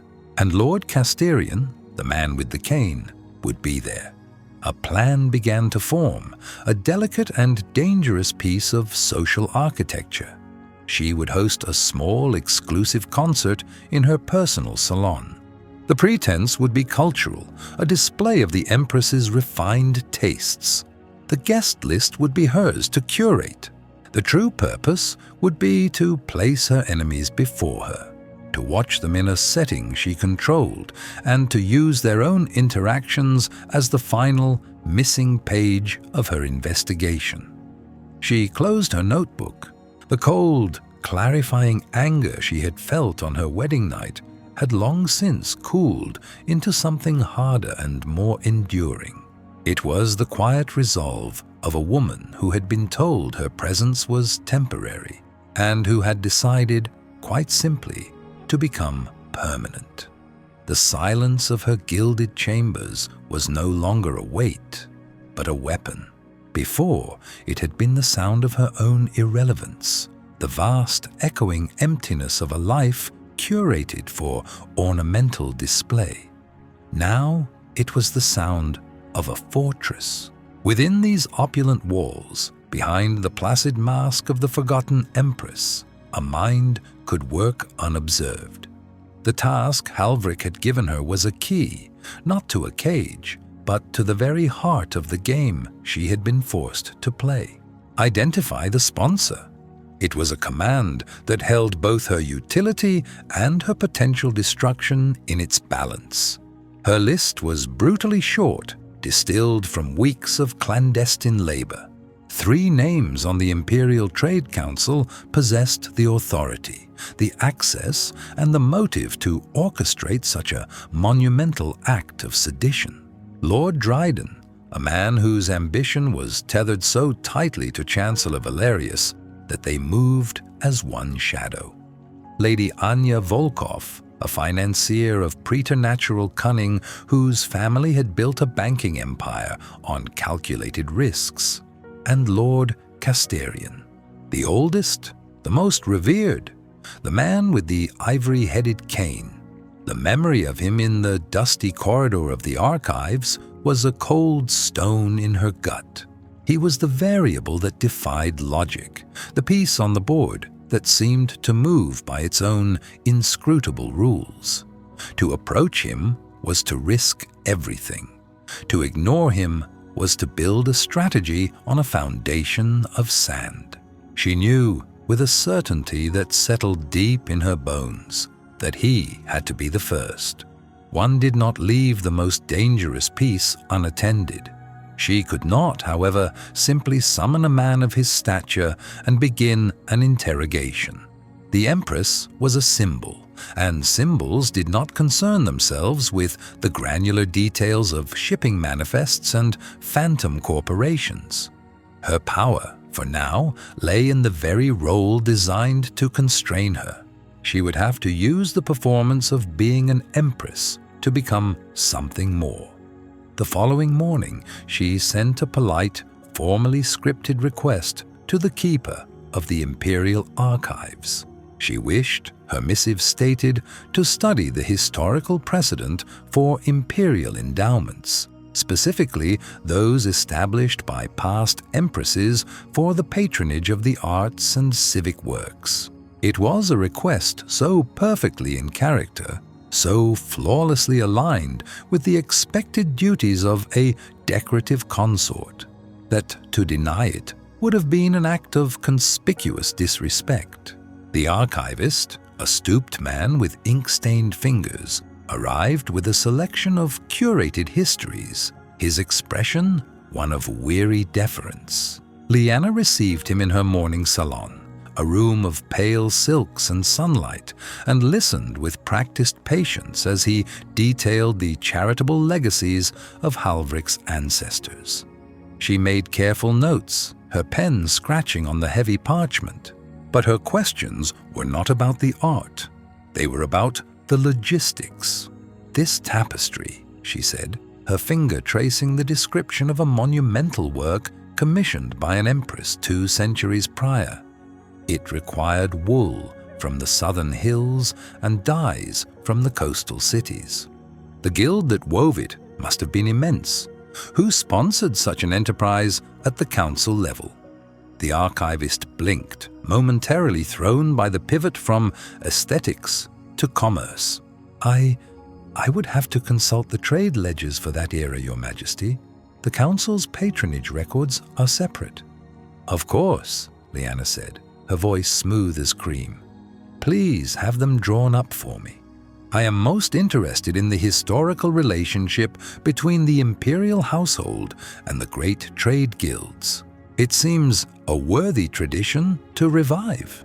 It was a masterful pretext, a request wrapped in the unimpeachable guise of historical study and wifely duty. Within 2 days, she had the records she needed, not the secret accounts of the Silver Stream shipping concern, but something almost as valuable, a comprehensive history of the Trade Council's sponsorships.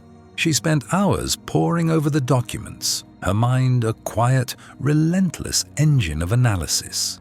She learned the patterns of patronage, the alliances, the rivalries, and she found her opening. Lord Casterian, in his younger years, had been the primary benefactor of the Imperial Conservatory of Music, an institution that had since fallen into neglect. She dispatched the summons. It was not a command, but an invitation. Would the venerable Lord Casterian grant the Empress the benefit of his wisdom regarding a matter of cultural restoration? He arrived precisely at the appointed hour. The sound of his cane preceded him, a steady, rhythmic tap, tap, tap on the marble floors of the corridor, the sound she remembered from the archive. When he entered her salon, the servants bowed low and retreated, leaving them in a silence thick with unspoken questions. He was even older than she had recalled, his face a roadmap of ancient conflicts and long-held power. His eyes, however, were not clouded by age. They were chips of winter stone, sharp and analytical. He executed a bow, a stiff, economical movement that bespoke a body long accustomed to the performance of reverence without the feeling of it. "Your Majesty," he said, his voice a dry rasp like stones scraping together. "You honor me." "The honor is mine, Lord Casterian," Leanna replied, gesturing to a chair opposite her own. "Thank you for indulging my sudden interest in history." He settled into the chair, placing his hands atop the ivory head of his cane. He did not fidget. He simply waited, a monument of stillness. "I have been reading about the Imperial Conservatory," she began, her tone light, conversational. "It was a jewel of the capital in your day, I understand. I thought it a shame that such a legacy has been allowed to wither." A flicker of something, pride, perhaps, or merely memory, passed through his eyes. "It was, Your Majesty, a crucible of talent, but the Empire's priorities have shifted. War is a more costly patron than art." "Indeed," Leanna agreed, "and yet I wonder if that is a false economy. A stable empire is built on more than just granaries and garrisons. It is built on culture, on a shared sense of identity." She let the statement hang in the air, a perfectly crafted platitude. "I am considering a proposal to revive it, to restore its funding, perhaps through a new imperial endowment." He watched her, his expression unreadable. A noble endeavor, but a complex one.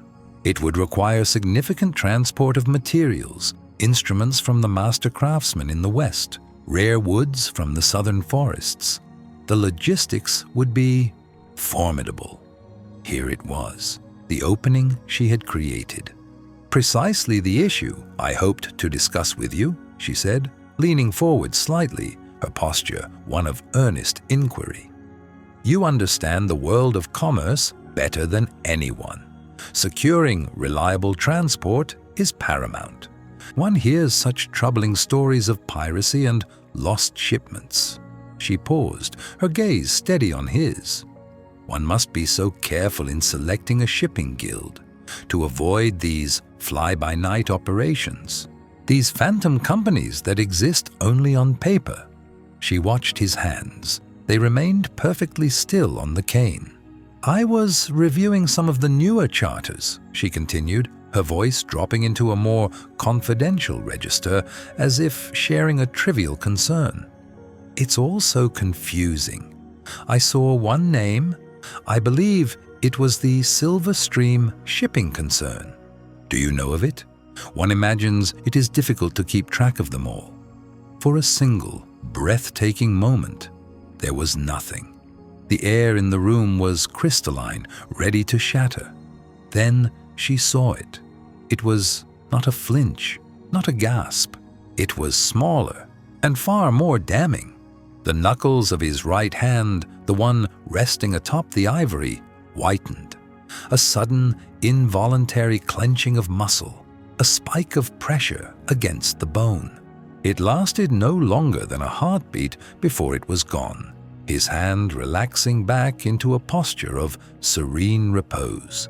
But she had seen it. It was the crack in the marble, the proof of the flaw within. Lord Casterian's expression did not change. His voice, when he spoke, was as dry and controlled as ever. "I do not, Your Majesty. As you say, there are a great many. The Council grants hundreds of charters. Most are insignificant." He shifted his weight, the movement deliberate. "If I may be so bold, however?" "Please," she invited. His gaze hardened, the thin veneer of avuncular counsel falling away to reveal the cold authority beneath. Matters of commerce can be more perilous than any battlefield. They are a web of interests and enmities far older and more tangled than any single reign. It is not a place for idle curiosity.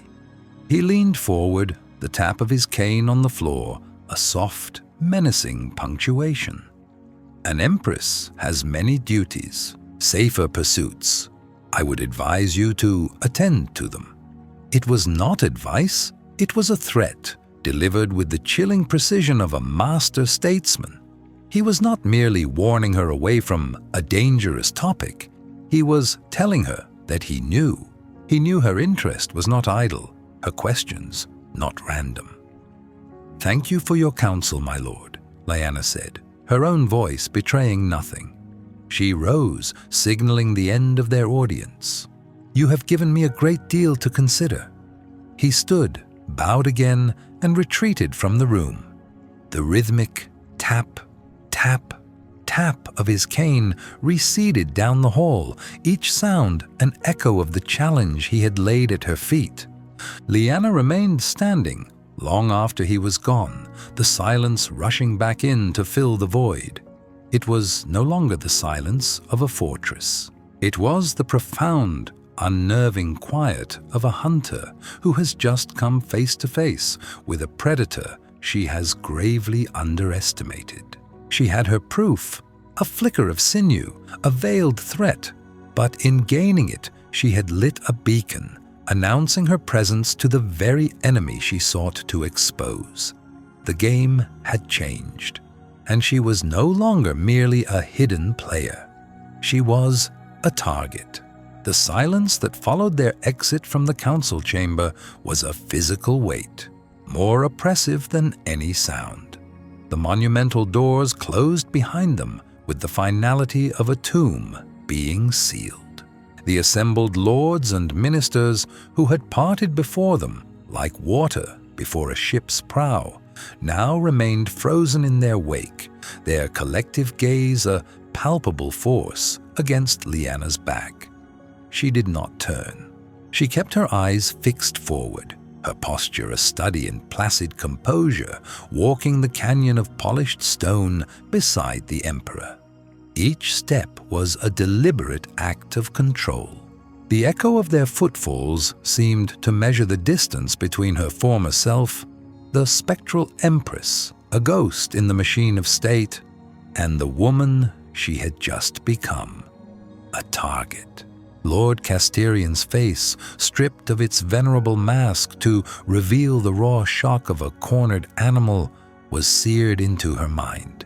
She had thrown a stone into the placid, murky waters of the court, and now she would have to weather the ripples. Halvrik said nothing. He moved with his usual economy of motion, a gravitational point around which all else was forced to orbit. but she could feel the tension in him, a subtle rigidity in his carriage that was absent before. It was not anger. Her analysis of him had progressed far beyond such simple emotional assumptions. It was the stillness of a predator that has scented blood in its own territory. They did not proceed to her gilded chambers, nor to the cavernous throne room. Instead, he guided her down a corridor she had never traversed, its walls unadorned, the air within it colder, stiller. He stopped before a heavy door of dark, unpolished ironwood and pressed a section of the wall beside it. A mechanism clicked deep within the stone, and he pushed the door open into a room that was the antithesis of the citadel's public opulence. It was his private map room, the sanctum from which she had been barred.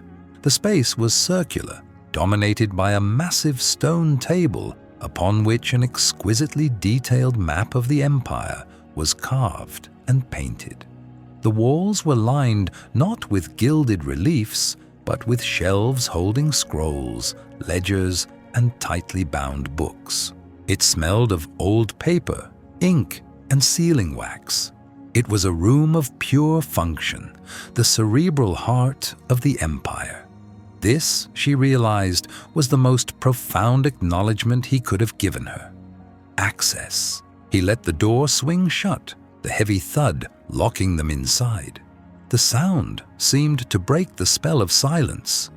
That was a monumental risk, he stated. His voice was a controlled baritone, devoid of accusation. It was a simple declaration of fact. Lyanna turned to face him, the great stone map a silent arbiter between them. "It was a calculated one," she replied, her own voice even. "A feigned attack to draw out the enemy's position. Lord Casterian's facade was his primary defense. To find the proof we need, I had to first strip him of it." Halvrik moved to the edge of the table, his fingers tracing the border of the western provinces, her former home.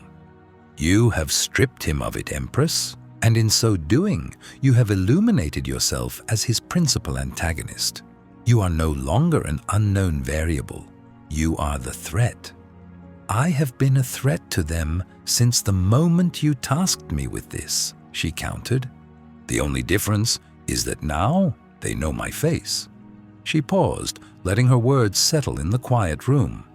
"And they know I report to you." His fear was not of me alone. It was of the specter of your authority standing behind me. He does not know how thin that protection truly is. A flicker of something, not surprise, but perhaps appraisal, passed through his preternaturally still features. He had expected her to understand the danger, but perhaps not to have so thoroughly dissected its architecture. "His fear is justified," Halvrik said, his gaze lifting from the map to meet hers. It was as direct and piercing as she had ever felt it. "Because you are now my single, most crucial asset, and your survival is a matter of state." It was not a comfort. It was a pronouncement, appending a new and heavier weight to her existence. She was valuable not as a person, not as his wife or empress, but as an instrument. Her life's worth was pegged to its utility. The terms of her temporary station had not been rescinded, only redefined. He crossed the room to a heavy cord hanging beside a bookshelf and gave it a single, sharp pull. "Lord Casterian is a man of deep connections and deeper pride. He will not suffer this slight to his honor, which he values more than the gold he has stolen. He and Valerius will move to eliminate you." "They will have to find a way past your guards," Lyanna noted. "My guards are charged with the Empress's security," he corrected her, his tone sharpening with precision. "A symbolic duty. Your security is now a tactical imperative. The men who guard you now will be different." As if on cue, the ironwood door opened. A man entered whose presence seemed to suck the air from the room. He was tall and broad, clad in armor of blackened steel that bore no crest but for the single, unadorned obsidian shard pinned to his collar. The Emperor's personal guard, the Shadow Legion. Their loyalty was to Halvric's life alone. "Captain," Halvrik said. The man bowed a short, sharp gesture. "Your Majesty." His eyes, the color of chipped slate, flickered to Lyanna for a bare second before returning to his master. It was not a look of reverence for her title, but of assessment. He was measuring a charge he was now sworn to protect. "The Empress's security detail is now your personal responsibility," the Emperor commanded. "She is not to be left unattended. Her food, her drink, her correspondence, everything is to be routed through you. No one enters her chambers without your express approval. No one. Understand?" "Understood, Majesty." "She is to have everything she requires," Halvrik continued, his gaze shifting back to Lyanna. "Access to any ledgers from the Ministry of Coin, any shipping manifests from the Trade Council archives. You will acquire them for her. She is your sole priority." The captain nodded again. "It will be done." "Leave us," Halvrik ordered. The captain exited as silently as he had arrived, the door clicking shut once more. The implication was suffocating. She was being protected. She was also being placed in a more secure, more isolated cage. Every move would be monitored, every interaction curated. She had gained access to the Empire's secrets, only to be locked away with them. "They will not be able to reach me directly," Lyanna said, her mind already working through the new constraints. "So they will move to discredit me. My word against a man with a lifetime of curated respectability. It is not enough." "No," Halvrik agreed. He moved back to the map table. "It is not. Casterian's reaction confirms his guilt to us, but it is not proof for a tribunal. You have exposed a traitor, Empress. Now you must give me the means to execute him." Her mind raced. Physical proximity was no longer her tool. She could not walk the halls, listening, observing, provoking. Her weapon now had to be her mind alone. The Silver Stream shipping concern. It is a phantom, but it must have a physical point of origin. A forged charter, a fraudulent seal of incorporation. Lord Valerius authorized it, but Casterian funded it. The proof will be in the transaction. The movement of coin from Casterian's personal accounts to the shell company's coffers. Casterian is not a fool. He would not make a direct transfer, Halvrik countered. "No," Lyanna agreed, her eyes tracing the trade routes carved into the stone table. "He would use a proxy, a foreign bank, perhaps, or a merchant house in one of the free cities, somewhere outside the direct reach of Imperial auditors. He would have created a buffer of plausible deniability.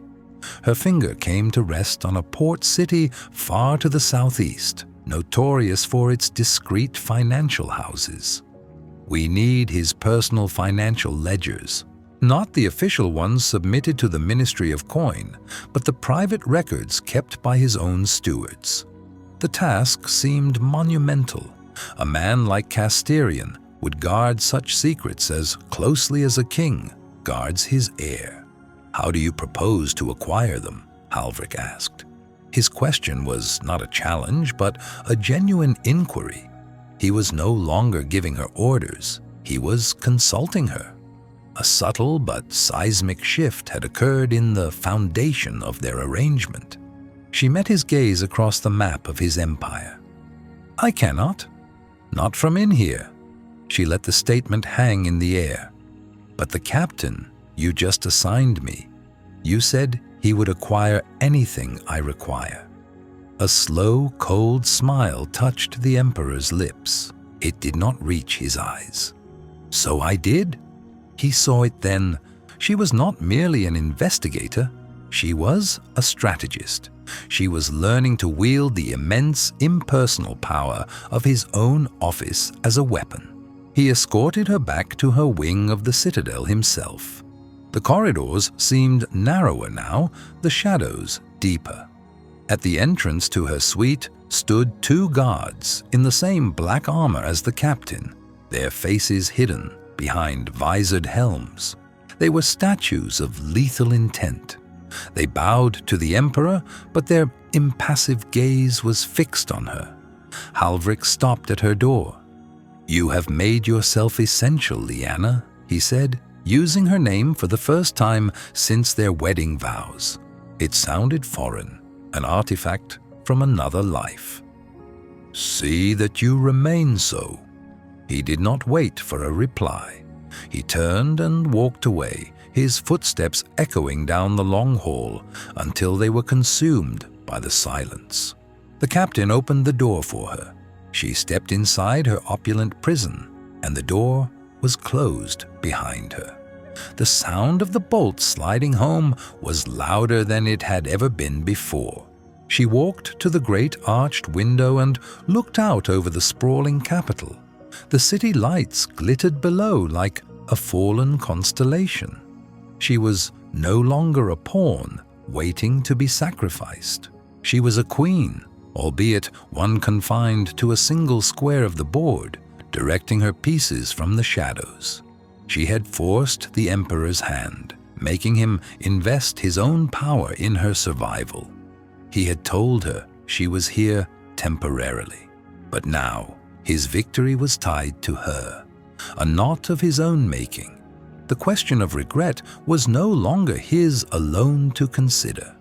She felt a cold, clarifying resolve settle in her bones. The game had changed, and she was ready to play.